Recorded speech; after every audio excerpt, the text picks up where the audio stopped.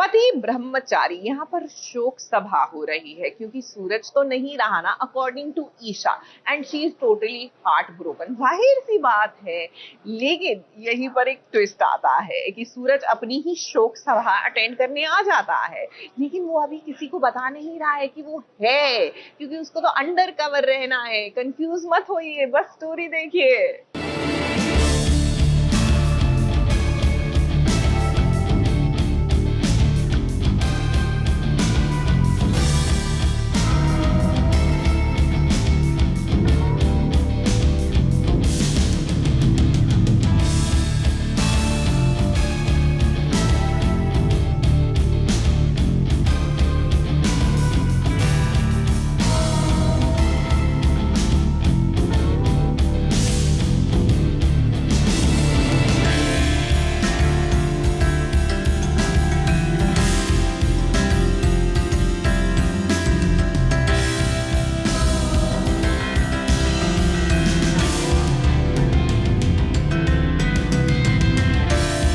चुन चुन कर बदला लेगा ईशा का सूरज, ईशा के हर एक आंसू और उसके हर एक जख्म का। तो आकाश बाबू, आपकी तो उल्टी गिनती शुरू हो गई। अब देखिए, ईशा और आकाश के साथ साथ इस सभी घर वालों को ये लगता है कि सूरज अब इस दुनिया में नहीं है, इसीलिए तो आज एक घर में सूरज की शोक सभा रखी गई है। ईशा की हालत खराब है, लेकिन कहीं न कहीं ये उसे इस बात का एहसास है कि सूरज उसके आसपास है। अब देखिए, इस सूरज ना ईशा के सामने नहीं जाना चाहता है, क्योंकि अभी वो ये पूरी सच्चाई का पता लगाना चाहता है। तो वहीं दूसरी तरफ देखिए कैसे आकाश को ये संकेत दे रहा है सूरज कि अब वो उसे नहीं छोड़ेगा। ईशा जी को देख रहा है, छुप जा रहा है, बिकॉज ये ईशा जी की नज़र में अभी के लिए मरा हुआ ही रहना चाहता है।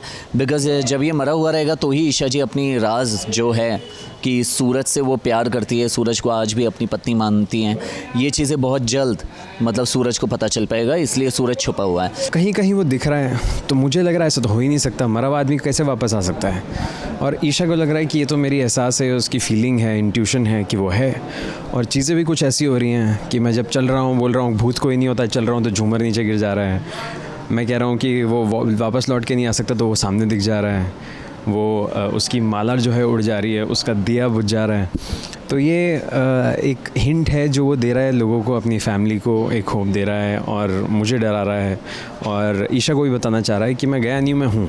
आकाश तो पूरी तरह से कंफ्यूज हो गया है, क्योंकि आकाश ने ही सूरज को मरवाया। और अब जब आकाश को लग रहा है कि सूरज आसपास तो नहीं, क्या उसका भूत तो नहीं आ गया, ऐसे में आकाश पूरी तरह से डर चुका है। मैं इन सब बातों पे यकीन नहीं करता।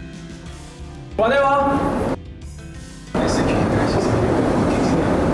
ये बात सिर्फ सूरज के पापा को पता है कि सूरज जिंदा है, और सूरज ने अपने पापा की मदद भी ली है ताकि वो इस बात का पता लगा सके कि आखिर आकाश ने ईशा के साथ क्या क्या किया, और ईशा अगर आज भी उससे प्यार करती है तो उससे छुपा क्यों रही है। और ये बात सिर्फ और सिर्फ सूरज के डैड अरविंद जी जो हैं उन्हें ही पता है। ईशा जी ने इतना बड़ा सैक्रिफाइस जो सूरज के लिए किया है, जब सूरज को ये बात पता चलेगी और जब सूरज को ये बात पता चलेगी कि आकाश ने इतना प्रताड़ित किया है ईशा जी को, तो क्या होगा, ये तो नेक्स्ट लेवल मतलब एपिसोड होगा। Because it will be the peak, बोलते हैं ना, टाइम ऑफ आवर स्टोरी। अब देखिए, आने वाला ट्रैक जो है ना वो दर्शकों को खूब पसंद आएगा, या हम ये कहें कि आप इसी ट्रैक का इंतजार कर रहे थे। सूरज को जब पता चलेगा कि ईशा ने उसके लिए कितनी बड़ी कुर्बानी दी और आकाश ने ईशा के साथ कितना अत्याचार किया, तो भाई वो आकाश को छोड़ेगा नहीं।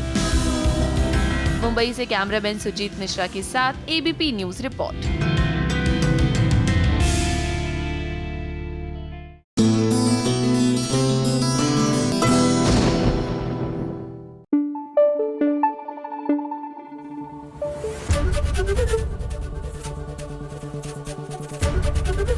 एबीपी न्यूज आपको रखे आगे। मनसुंदर में रूही और नाहर का एक्सीडेंट हो गया था, ये तो आपको याद है। उसके बाद वो हॉस्पिटलाइज भी हो गए थे। तो ऐसा करते हैं, चल के उनसे जरा हालचाल पूछ के आते हैं कि हॉस्पिटल के बाद how are they settling back into their normal life. ऐसा होता है, जब घर में कोई बीमार होता है तो आप अस्पताल तो मिलने जाते हैं, जब वो घर पहुंच जाता है ना तब भी मिलने जाते हैं।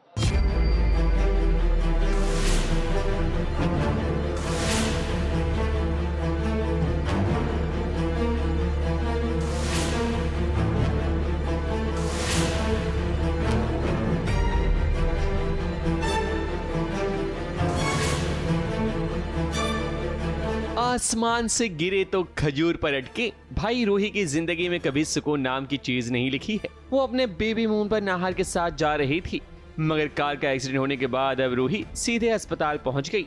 यहाँ आने के बाद लगा था कि रूही खतरे से बाहर है, मगर यहाँ भी रूही पर खतरा मंडरा रहा है। इस बार खतरा बनकर आई हैं दादी, क्योंकि दादी ने कभी रूही को पसंद किया ही नहीं, इसलिए वो उसे जान से मार देना चाहती है। पर सोचने वाली बात यह है कि आईसीयू में दादी भला आई कैसे? और देखो, उसने कैंची से ग्लूकोज की बोतल को काट दिया, मगर रूही की सांसें नहीं काट पाई। ये सब तो ठीक है, आईसीयू से दादी ने रूही को किडनैप भी कर लिया। इस तरह अस्पताल में भला कहाँ होता है। खैर, सीरियल की कहानी है तो कुछ भी हो सकता है। दुश्मनी तो नहीं कह सकते इसे, ये बस एक गुस्सा है, द्वेष है, खुन्नस बोलते हैं ना जिसको, वैसे कि सब जानते हैं कि नाहर के लिए रूही कभी पसंद आई ही नहीं थी दादी को, तो अब मौका मिला है रूही से छुटकारा पाने का, तो दादी मौके पे चौका मारना चाहती है, ये आईपीएल जीतना चाहती है। एक तरफ रूही की जान खतरे में है तो वहीं दूसरी तरफ नाहर ने अपनी जान को खुद खतरे में डाल दिया है, क्योंकि वो खुद को खत्म कर देना चाहता है। नाहर को लगता है कि उसके जीवन की सारी खुशियां छिन गईं, अब भला वो जीकर क्या करेगा। मगर दादी किसी भी तरह नाहर को बचाएगी, क्योंकि दादी और पोते का रिश्ता बड़ा अटूट होता है। क्या करूं मैं अब? मेरी रूही कोमा में, मेरा बच्चा नहीं रहा। क्या करूं मैं जी के? क्या करूं मैं अपनी जान दे दूंगा। ऑफ कोर्स मैं नाहर को बचाऊंगी, रूही को क्यों बचाऊंगी? मैं तो चाहती हूँ कि रूही चली जाए, नाहर मेरा है। पर दादी को रूही के लिए कोई रहम नहीं है। वो तो नाहर की नजरों से छुप छुपाकर रूही को लेकर भाग जाना चाहती है, ताकि कहीं ले जाकर रूही का काम तमाम कर दे। पर खाटू श्याम जिसके साथ है, उसका भला कोई क्या बिगाड़ सकता है, क्योंकि व्हीलचेयर तो हिलने का नाम नहीं लेती। फिर क्या, दादी को अपना ये फैसला रद्द करना पड़ता है। ये तो अभी मुझे लगता है जाना पड़ेगा, जिनकी वो भक्त है खाटू श्याम जी की, वहाँ मुझे शायद मंदिर जाकर पूछना पड़ेगा खाटू श्याम जी से कि बताइए क्या पिलाया है इसको, क्या इतनी कृपा बरसाई है इस पर। अव्वल तो पता नहीं चलेगा, क्योंकि अक्सर दादी बचती आई है। एक बार नाहर को पता चला था कि दादी ने कांड किया है कुछ, तो मैं अनशन पे बैठ गई थी, किसी तरह नाहर को मना लिया था। और दादी पोते का रिश्ता बड़ा प्यारा होता है ना, तो जब पोता रूठता है दादी मनाती है, दादी रूठेगी पोता मनाएगा। अब दादी पे अगर गुस्सा आएगा तो दादी किसी न किसी तरह अपने पोते को मना ही लेगी। दादी की चोरी अगर पकड़ी भी जाएगी तो दादी अपने पोते को अपनी चुपड़ी चुपड़ी बातों में फंसा लेगी, जिससे नाहर दादी की गलतियों को नजरअंदाज कर देगा। मगर नाहर को इस मोहमाया से बाहर आना चाहिए, ताकि वो अपनी रूही का साथ दे सके। मुंबई से विशाल शर्मा के साथ एबीपी न्यूज रिपोर्ट।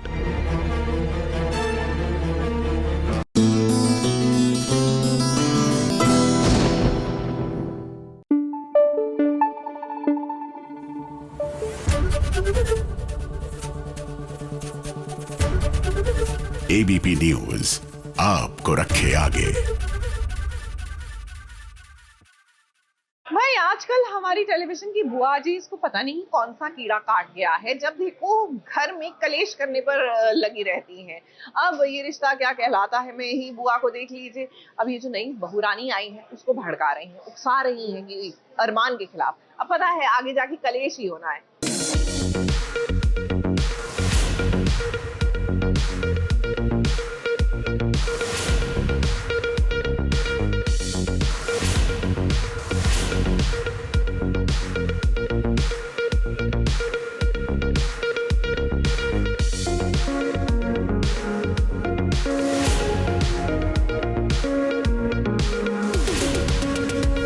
कलेश कलेश कलेश, इतना कलेश हो रहा है कि बेचारे अरमान को ब्रेन ट्यूमर भी हो गया।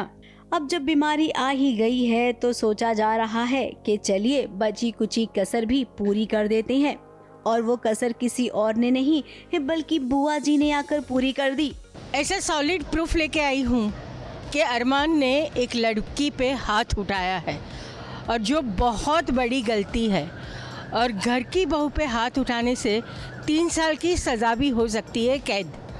तो ये मैं प्रूव कर देती हूँ कि अरमान ने हाथ उठाया है, और अब या तो अरमान जेल जाएगा वरना घर छोड़ के जाएगा। अब बुआ ने दिशा को झूठ झूठ कहा कि सबके सामने ऐसा बोले कि अरमान ने उसे थप्पड़ मारा है। जबकि पूरा परिवार जानता है कि अरमान कभी भी किसी भी औरत पर हाथ नहीं उठाएगा।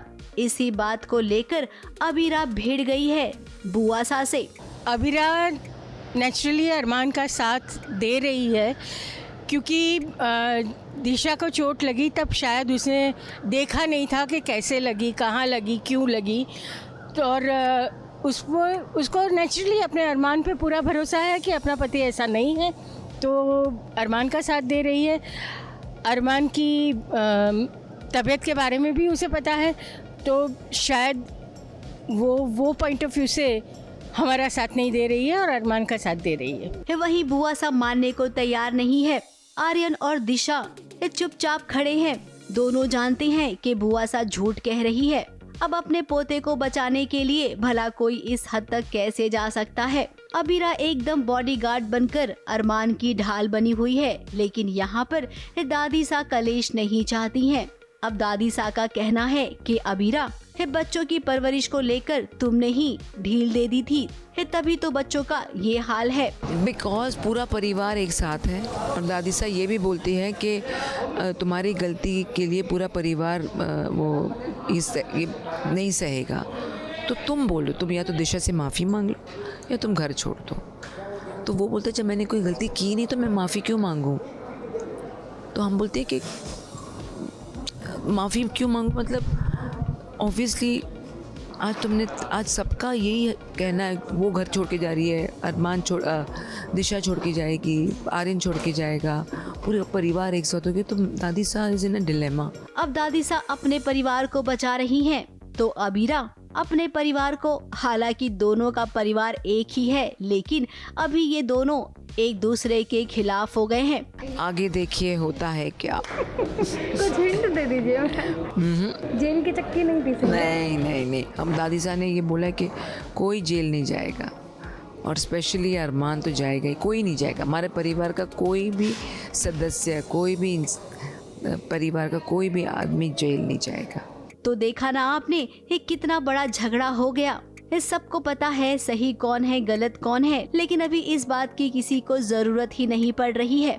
फिलहाल तो ये बात इतनी बढ़ जाएगी कि दादी सा अरमान और अबीरा को घर से भी निकाल देगी, क्योंकि अरमान कहेगा कि जब मैंने कोई गलती की ही नहीं है तो माफी किस बात की मांगू। ले दे की बात ईगो पर आ जाएगी और पोदार परिवार बिखर जाएगा। मुंबई से शिवानी सिंह के साथ एबीपी न्यूज रिपोर्ट।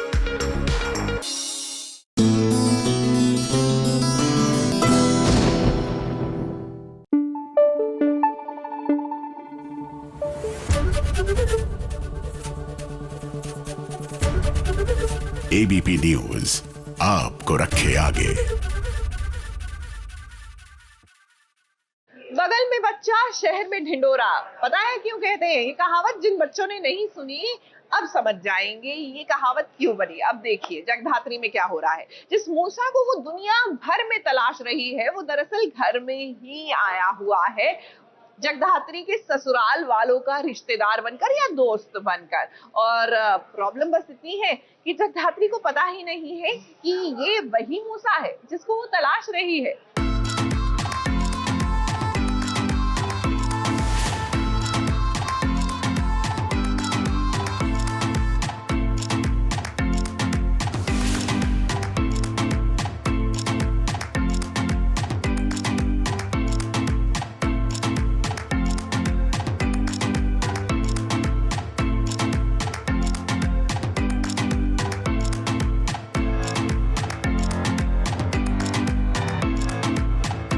कहावत तो ये है कि जिसे ढूंढा गली गली वो मेरे घर के पास की गली में मिला, लेकिन यहाँ पर जगदात्री को देखकर कहेंगे कि जिसे ढूंढा गली गली वो खुद जगदात्री के घर में आ मिला है। जी हाँ, ये मूसा ही तो है। जगदात्री और मूसा एक ही छत के नीचे आ गए हैं। अब यहाँ पर जगदात्री ने भी कभी मूसा को नहीं देखा है और मूसा ने भी कभी जगदात्री को नहीं देखा है। तो ऐसे में दोनों अनजान हैं। कई बार मूसा और जगधात्री एक दूसरे के आमने सामने आए हैं और अभी एक दूसरे को सही से जानते नहीं हैं। मैं तो बिल्कुल नहीं जानती मूसा को, पहली बार देख रही हूँ और ये भी नहीं जानती कि मूसा मेरे एकदम सामने है और ये वही इंसान है जिसने आई की हत्या की थी। शायद रुद्र ने बता दिया हो कि यही वो जगधात्री है, क्योंकि वो किसी एक लेडी ऑफिसर को तो ढूंढ रहे थे, तो वो पता चलेगा और उसके बाद वो क्या करते हैं, मारने की कोशिश करते हैं नहीं करते, वो देखना होगा। होता क्या है कि अभी हमारा शूट आउट हुआ था मूसा गैंग के साथ ना, तो हम कंटिन्यू उनको ट्रैक कर रहे हैं कि वो कहाँ है, मूसा कहाँ छिपा बैठा है, और पता चलता है कि वो देशमुख हाउस में ही है। तो अब हम सब ट्रैकिंग पे लगे हुए हैं कि कहाँ है, एग्जैक्ट लोकेशन क्या है। जेडी बोलते शिवाय आके कवर दो, तो मैं कवर देने के लिए जाता हूँ, तो वो पूरी हड़बड़ी में पैनिक क्रिएट हो गया है। सारी टीम को हमने अलर्ट कर दिया है, सारे डिपार्टमेंट्स को हमने लगा दिया है कि ढूंढो भाई मूसा कहाँ है, ठीक है। अब बहुत टाइम हो गया है मूसा को चेस करते करते, कुछ करते हैं। अब रुद्र जानता है कि मूसा के पीछे पुलिस पड़ी हुई है, फिर ऐसे में उसे एक सेफ जगह पर पहुंचाना है। तो देशमुख का घर सबसे सेफ है, इसीलिए रुद्र ने मूसा को अपने घर में छुपाया है। अब माया से वो मिलवा रहा है कि ये मेरे बिजनेस पार्टनर हैं। अजीब सा है ना, इतना बड़ा गैंगस्टर, आतंकवादी और न जाने क्या क्या, लेकिन उसकी एक तस्वीर नहीं है क्या? हाँ जी, बिज़नेस पार्टनर बना के लेके आया है। लोगों के लिए वो बिज़नेस पार्टनर है, पर हम जानते हैं वो किस चीज़, किस बिज़नेस में उनके पार्टनर हैं। ड्रग्स और इन सारे गंदे कारनामों में वो बेसिकली उनके बिज़नेस पार्टनर। अब जगदात्री, आप इतनी बड़ी ऑफिसर हैं, इतने बड़े टीम के साथ काम करती हैं, तो क्या आपने मूसा की एक तस्वीर नहीं देखी है? बिना देखे इतने बड़े मिशन पर आप कैसे निकल गयी? हमारे मन में तो केवल सवाल आया था, इसीलिए हमने पूछा।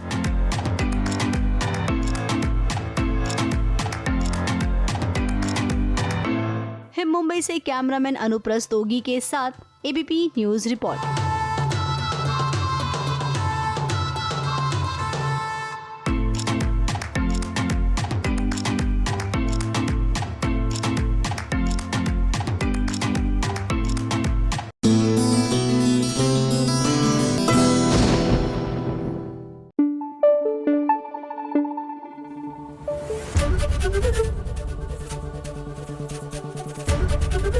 एबीपी न्यूज आपको रखे आगे। अब हमारे सचिन साइली की फूलों की दुकान है, ये तो हर कोई जानता है। तो भैया, जब घर में आपके पास एक प्लेटफॉर्म है तो उसका इस्तेमाल करना चाहिए। अब आप कहेंगे फूलों की दुकान, कौन सा प्लेटफॉर्म? यहाँ है ना कि आकाश को रिया को मनाना है, और फूलों से बेहतर सॉरी गिफ्ट क्या हो सकता है। तो फूलों की दुकान में ट्रेनिंग हो रही है आकाश की, रिया को मनाना कैसे है उस पर।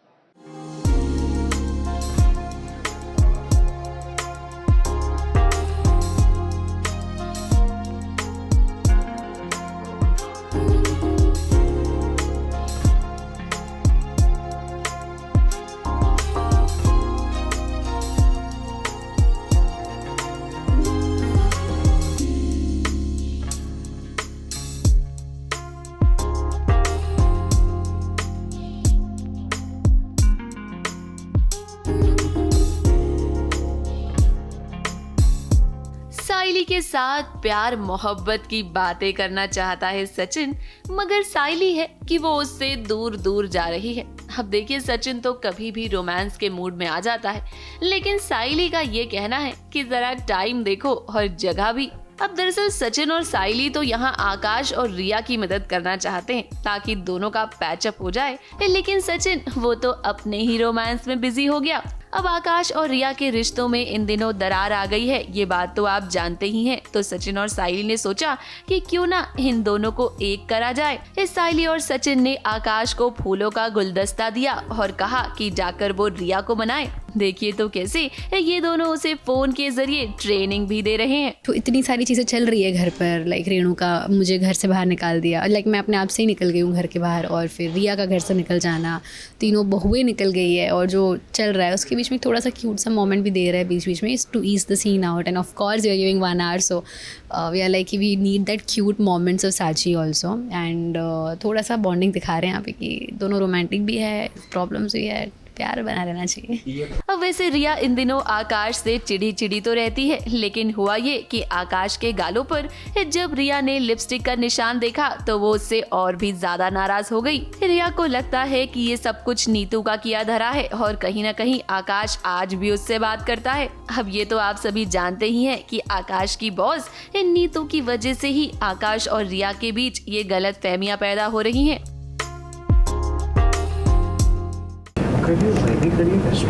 Shut up. Don't say anything and don't move. नहीं, ये देखो, ये लिपस्टिक का दाग है, right? She kissed you, Akash? No, रिया ऐसा कुछ भी नहीं, रिया, वही ऐसा कुछ भी नहीं है, मैं बोल रहा हूँ आपको। रिया क्या कर रही है? रिया लग रहा है, रिया क्या कर रही हो तुम? रिया आओ। आकाश और नीतू के बीच में कुछ तो होता है एंड नीतू जो है वो एक पैक देख के जाती है सचिन आकाश को। तो रिया ने देख लिया है तो फिर शी अंडरस्टूड बिकॉज लिपस्टिक लगी होगी और वो साइली को बोलती है कि यार कुछ तो गड़बड़, दिस इज़ नॉट एक्सेप्टेबल। साइली जो है वो बोलती है कि जाओ जाकर मनाओ वरना वो और गुस्सा होगी, यू ऑलरेडी नो कि वो तुमसे इतना अपसेट रहती है बिकॉज ऑफ नीतू ना गो। तो बुके दिया उसने बुके गिरा दिया सचिन से टकरा के। फिर अब सचिन वहाँ पे यहाँ अलग ही मतलब बोला कि अरे मैं तुझे बताऊंगा कैसे प्रॉब्लम रिजॉल्व करते हैं, कैसे रोमांटिक बनते हैं। बेचारे सचिन और साइली मदद करना चाहते हैं रिया और आकाश की, लेकिन लगता है कि फिलहाल तो आकाश इस मिशन में कामयाब नहीं हो पाएगा। अब आकाश ट्रेनिंग तो ले रहा है सचिन से, लेकिन देखना ये होगा कि क्या वो रिया को मनाने में कामयाब हो पाएगा या नहीं। मुंबई से विशाल शर्मा के साथ एबीपी न्यूज रिपोर्ट।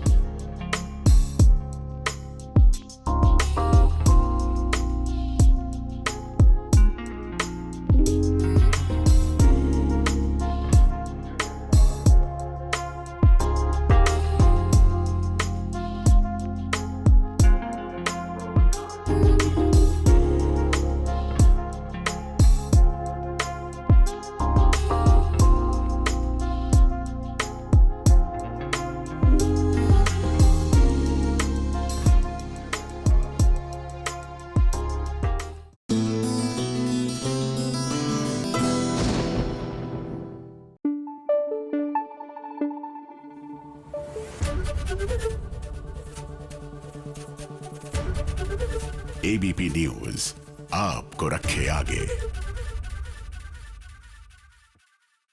हो जाइए फटाफट से सवार हमारी फटाफट एक्सप्रेस पर। जी हाँ, it is the weekend express और होकर आइए टेलीविजन की दुनिया की सैर करके आइए। फटाफट खबरों की रेलगाड़ी जब आती है तब अपने साथ ढेर सारी खबरें लाती है। तो शुरू करते हैं फटाफट खबरों की रेलगाड़ी। और फटाफट खबरों की रेलगाड़ी का पहला स्टेशन है सीरियल सैराब का सेट। ईशान 22 साल बाद अपने कोलकाता वाले घर में लौटा है और देखो उसकी हमराज भला कौन बनी है। वो कोई और नहीं बल्कि नोयोनिका है, क्योंकि ईशान अपने दिल की बात उससे शेयर करता है कि उसका बचपन किस तरह इस घर में बीता है।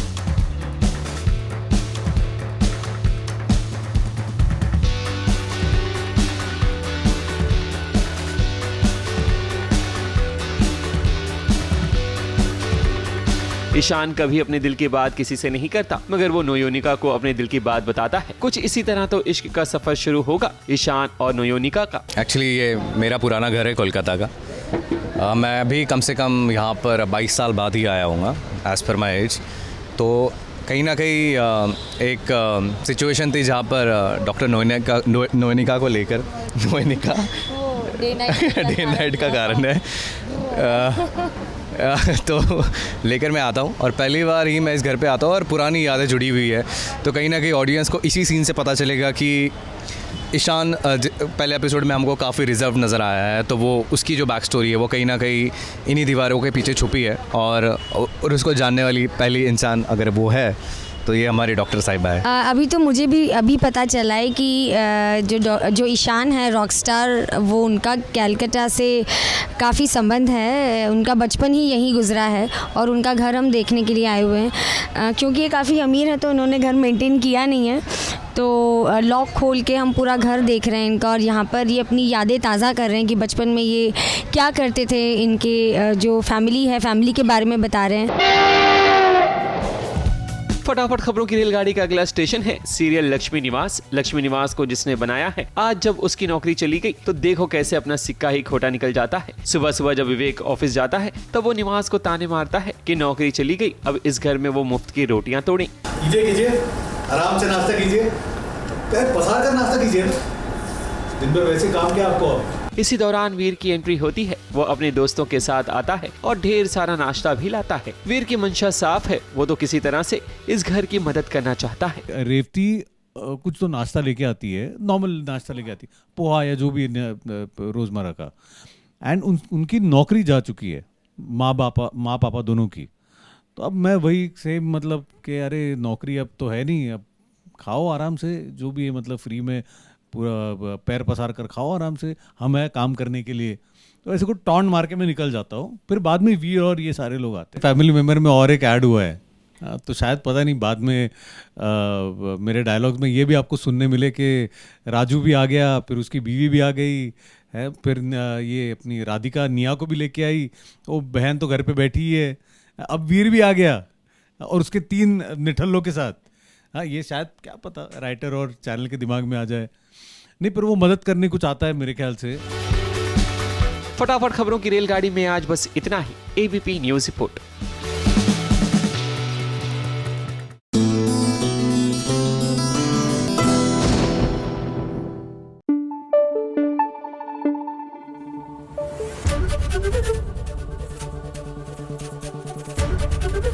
एबीपी न्यूज़ आपको रखे आगे।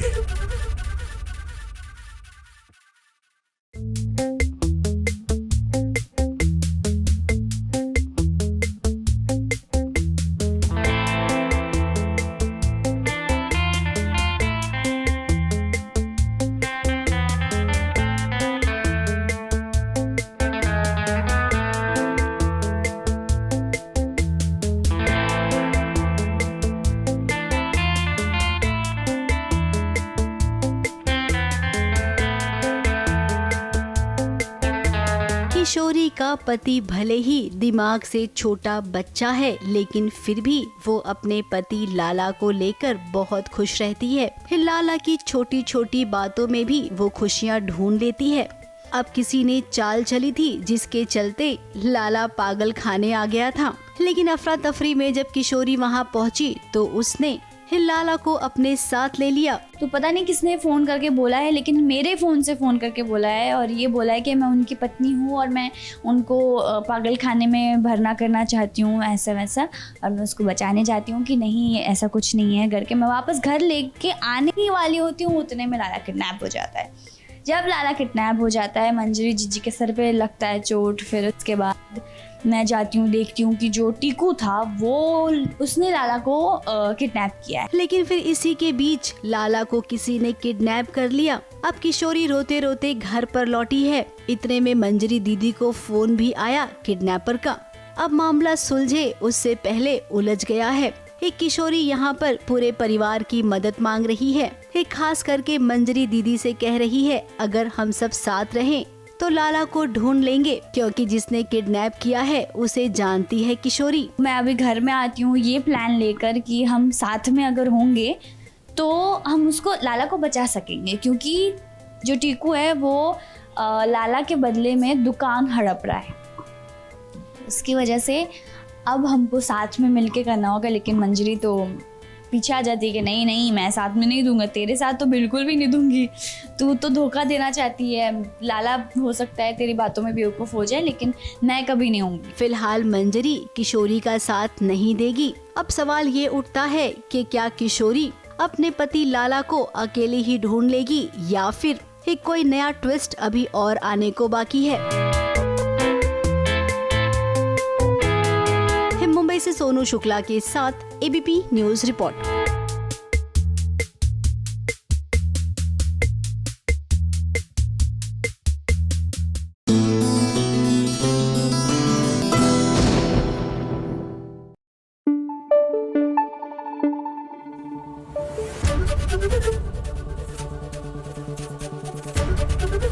एबीपी न्यूज़ आपको रखे आगे। Well, it is the weekend और वीकेंड पर एक क्विक रिकैप तो होना ही चाहिए of what has already happened, यानी वक्त एक वीकेंड रिकैप का।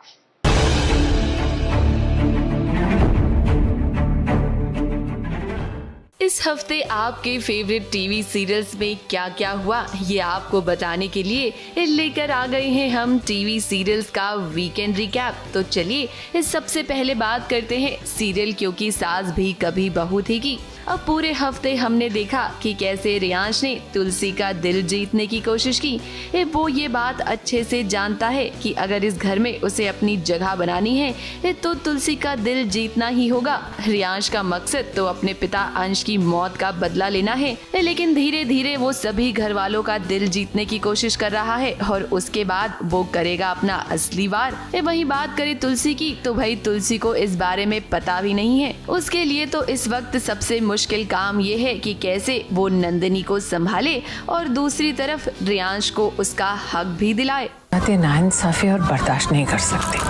पढ़ाई बेटी के लिए अपनी कोर्ट चले को मार दिया। रियांश को उसका अधिकार मिलना चाहिए। सालों पहले आपने जो मेरे लिए किया ना, शायद आपके लिए वो गलत था, इसलिए आज आप उसे सही करना चाहती।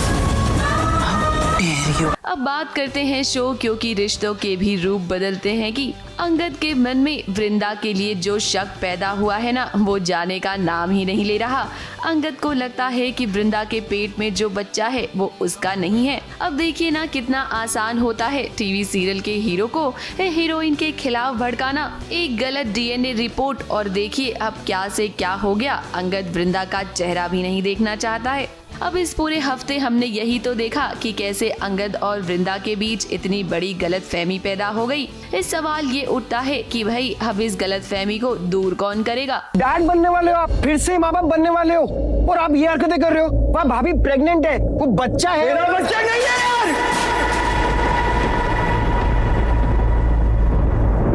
अब बात करते हैं सीरियल गंगा माई की बेटिया की।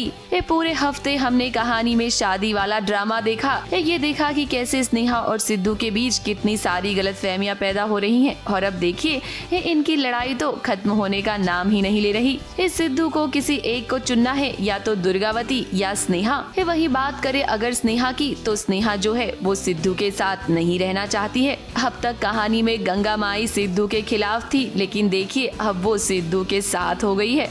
तो अब आने वाले ट्रैक में ये देखना होगा कि आखिर सिद्धू और स्नेहा मिलेंगे कैसे। क्या तूने चुने या फिर स्नेहा जी को चुने? तुम्हारे दूर हो जाने से वो दोनों तुमको माफ कर देगी। तुम्हारा प्रेम का तरीका गलत था, लेकिन प्रेम तो सही था। ये बात दोनों समझेगी। बस तुम्हारे सामने चुनौती यही है कि तुम्हें दोनों में संतुलन बनाए रखना होगा। बड़ी खबर है बुआ जी को देने के लिए, जिसने हमारी पूरी जिंदगी बर्बाद की। आप उसी से हमदर्दी दिखा रही थी। अब बात करते हैं सीरियल तुमसे तुम तक की। अनु और आर्यवर्धन की शादी के बाद अब हमने दोनों का रोमांस देखा और घर में अनु के खिलाफ साजिशें होती हुई भी देखी। वही कहानी में अब हर्षवर्धन वाला एंगल बहुत जल्द ही खुलने वाला है। हर्षवर्धन की अनु के ससुराल में एंट्री हो गई है। हालांकि अभी तक किसी को पता नहीं है कि जो घर में आया है वो कोई और नहीं बल्कि हर्षवर्धन ही है। अब एक तरफ कहानी में ये राज खुलेगा तो वहीं दूसरी ओर आर्यवर्धन की जान खतरे में है। रिसेप्शन के फंक्शन के दौरान जलंधर ने चला दी है गोली। अब ये गोली किसे लगेगी ये देखने वाली बात होगी। वीकेंड रिकैप में अब बात करते हैं सीरियल अनुपमा की। अब इतने दिनों से इस सासू माँ और दामाद के बीच का ड्रामा आप देख रहे थे, लेकिन अब ये ड्रामा अनुपमा की बेटी राही के घर तक पहुंच गया है। राही माँ नहीं बन सकती है और इसका इल्जाम मोटीबा उसी के सर पर लगा रही है। लेकिन यहाँ पहली बार अब प्रेम अपनी पत्नी का साथ देता हुआ नजर आया है। इस सीरियल अनुपमा में ना इन दिनों हमें भारी भरकम कलेश देखने को मिल रहा है। उम्मीद तो ये है कि कहानी में ड्रामे के अलावा कुछ और नया दिखाया जाए। राही तुझे औलाद नहीं दे सकती। मुझे औलाद। राही मेरे साथ है, हेल्दी है, खुश है, इसके सिवा मुझे और कुछ नहीं चाहिए।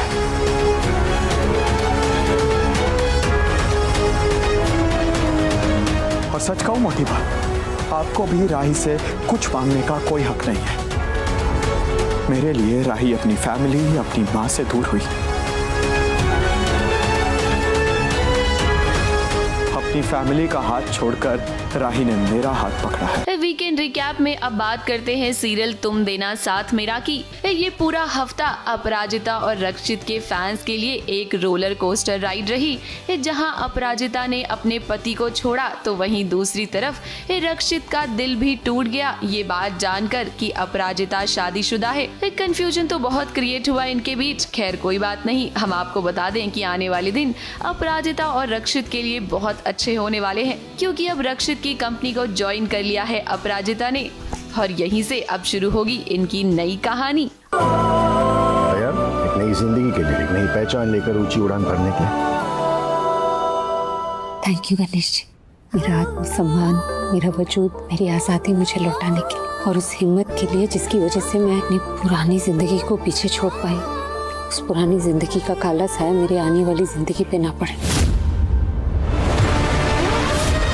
मुझे मारिए, आपको जो करना है कीजिए, लेकिन मुझे मेरी अपराजिता वापस कर दीजिए, मैं उसके बिना मर जाऊंगा।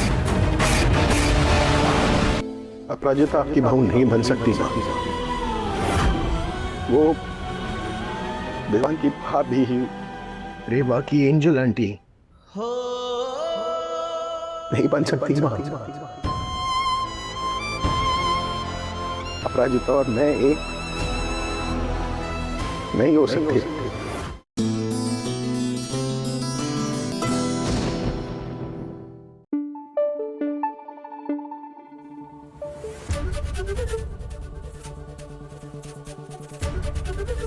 एबीपी न्यूज आपको रखे आगे।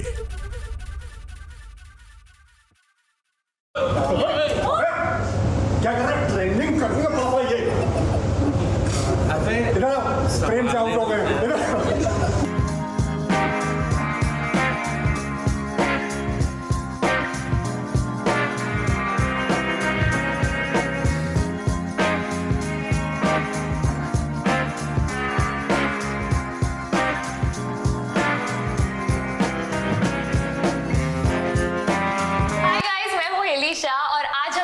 चर्चा नहीं, गुल्लक पे गपशप करने वाले हैं विद द एंटायर गुल्लक फैमिली।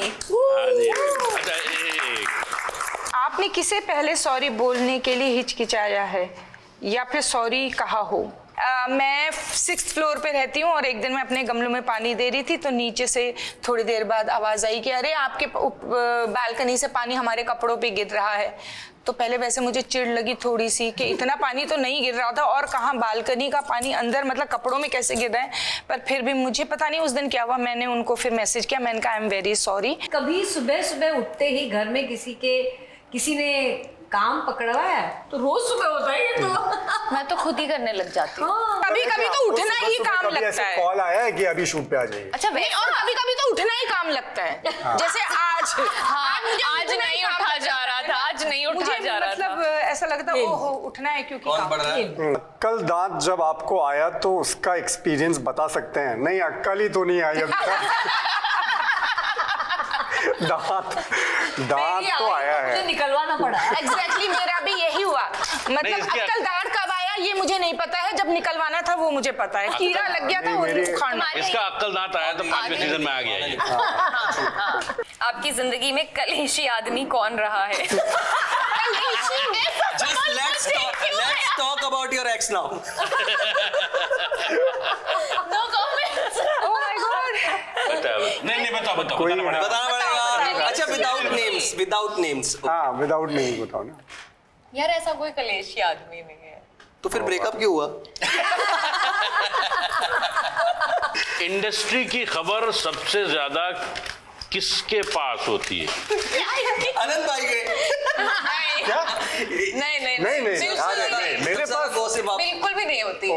मेरे ख्याल से इस मामले में हम लोग बड़े नहीं हमें अपने से मतलब रहता है, अपने अपने घरों की बातें करते रहते हैं। सेट पे एज सच हर्ष के पास रहती है, लेकिन इंडस्ट्री के लिए जो कहीं से आ रहा होता है शूट करके। अबे पॉप यहाँ बैठा है तो कल्चर में तुम पड़े हो। सेट पर सोशल मीडिया पर सबसे ज्यादा कौन बिजी रहता है? हेली।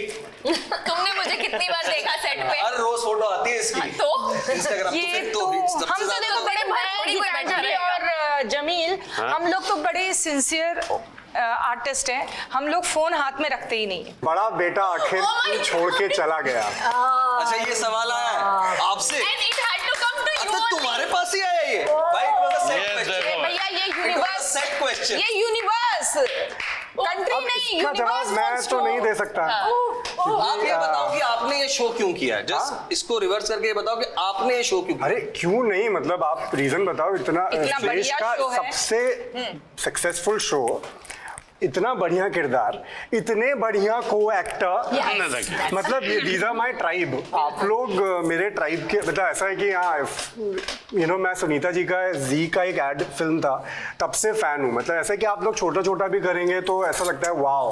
अच्छा मुझे सवाल है, आपकी रियल जिंदगी में बिट्टू की मम्मी कौन है? लवली। मेरी रियल जिंदगी में बिट्टू की मम्मी कौन है? एक्चुअली नहीं है कोई, एक ही काफी है। क्योंकि आपकी ये स्कूल की भी तो दोस्त है। नहीं, क्योंकि वो अपना घर का दरवाजा ही नहीं खोलती है। मेरे घर का दरवाजा सदा खुला रहता है। शायद मैं ही होंगी किसी के घर की बिट्टू की मम्मी। पिंकी मामा से संतोष जी इतना खार क्यों खाते? क्योंकि इतना बड़ा नकली नोट उड़ाया था उसने। इतना बड़ा फ्रॉडिया है वो। फ्रॉडिया? हाँ मतलब हमारे भाई को फ्रॉडिया कह रहे हो? मतलब फ्रॉडिया तो है ही है। देखो चालू तो है, चालू की मम्मी की नजरों से कौन बचा है? मतलब उस पर भी नजर रखा हुआ आपने? नहीं, मेरी मतलब है देखने से पता चल जाता है कि इंसान कैसा है। आपकी साइड ले रहे हैं, आप उल्टा हम पे बात कर रहे हैं। हाँ, पर क्यों चिढ़ते हो आप? मैं क्योंकि वो चिढ़ने लायक है। जमील सर तो 10 साल पीछे चले गए दाढ़ी बढ़ाने के बाद। नहीं बट गीतू का स्टाइल मुझे बहुत पसंद है। लाइक वो मैं जब भी उसके पर्सनल आप स्टाइलिंग ये सब देखें तो वो माया सारा भाई से कैसे गीतू बनती है, सोबो औरत से फिर वो कैसे शांति मिश्रा बन जाती है, तो ये एक रेंज है क्या? थैंक यू यस मामा। हमेशा जैसे आप हमेशा हमें प्यार देते हैं गुल्लक की टीम को, इस बार भी उसी तरह प्यार दीजिए। और गुल्लक में सिक्के छोटे बड़े और पूरे चांदी के, पीतल के, सोने के सब तरह के होते हैं, तो हमें एक्सेप्ट कीजिए हम जैसे भी हैं। क्या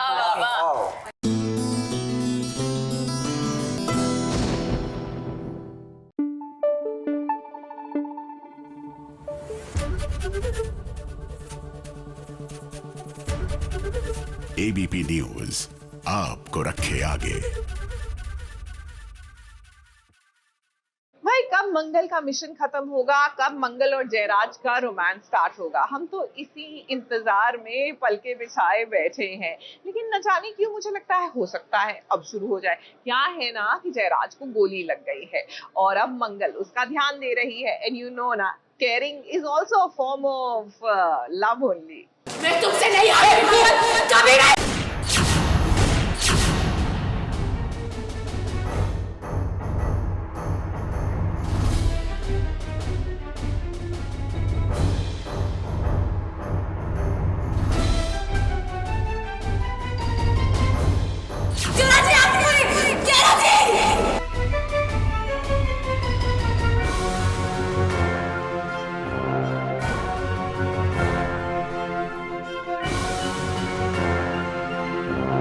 सौम्या को पुलिस के हवाले करने का मिशन पूरा हुआ मंगल का, लेकिन इसके लिए जयराज को अपनी जान खतरे में डालनी पड़ी। सौम्या को तो ये बात अच्छे से पता थी कि भाई अब तो उसका कुछ नहीं हो सकता, जेल तो उसे जाना ही पड़ेगा। और इसीलिए उसने सोचा कि क्यों ना जाते जाते मैं अपनी सबसे बड़ी दुश्मन मंगल का खात्मा कर दूं। इसीलिए तो देखिए सौम्या ने बंदूक तानी। वैसे ये बंदूक ना उसने मंगल के लिए उठाई ताकि वो मंगल को मार सके, लेकिन बीच में जयराज आ गया मंगल को बचाने के लिए और ऐसे में गोली लग गई जयराज को।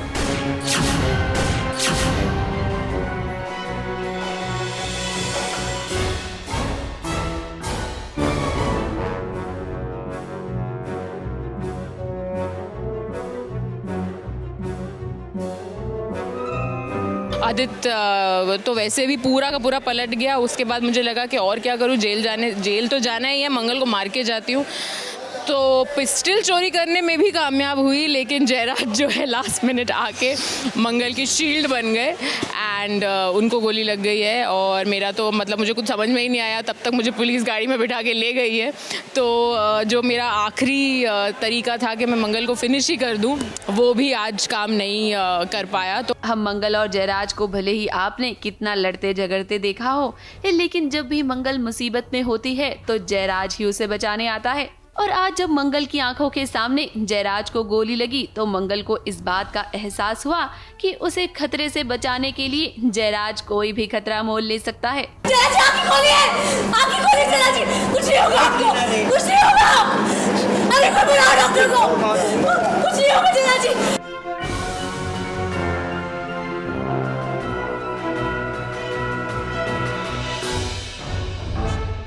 बात करें सौम्या की तो भाई उसका खेल तो अब खत्म हो चुका है। हदित ने भी बीच रास्ते में उसका साथ छोड़ दिया। मंगल को भी मारने में वो नाकामयाब रही और अब तो उसे पुलिस ने भी पकड़ लिया है, यानी कि अब आने वाले दिन उसे जेल में बिताने होंगे। आदित्य के भी एंटी हो गई हूँ। अब तो मुझे इतना दिख गया कि उसने इतना पलटी मार ली कि आई डोंट थिंक मैं उसकी तरफ फिलहाल, यू नेवर नो, फिलहाल देखना चाहती हूँ। तो आई डोंट थिंक मुझे कोई फ़र्क भी पड़ रहा है, जयराज हो, मंगल हो, कुछ भी हो। जो मेरी एक इकलौती दुश्मन, मेरा एक इकलौता चांस था, आज मैं मंगल को गोली मार सकती थी, लेकिन वो नहीं हुआ। सो अब जेल में बैठे बैठे कोई नई प्लानिंग करूँगी आई गेस। ये देखना ये होगा कि अब कहानी क्या मोड़ लेती है, क्योंकि मंगल का मिशन तो पूरा हो गया। मुंबई से शिवानी सिंह के साथ एबीपी न्यूज रिपोर्ट। मैं तुमसे नहीं कभी नहीं।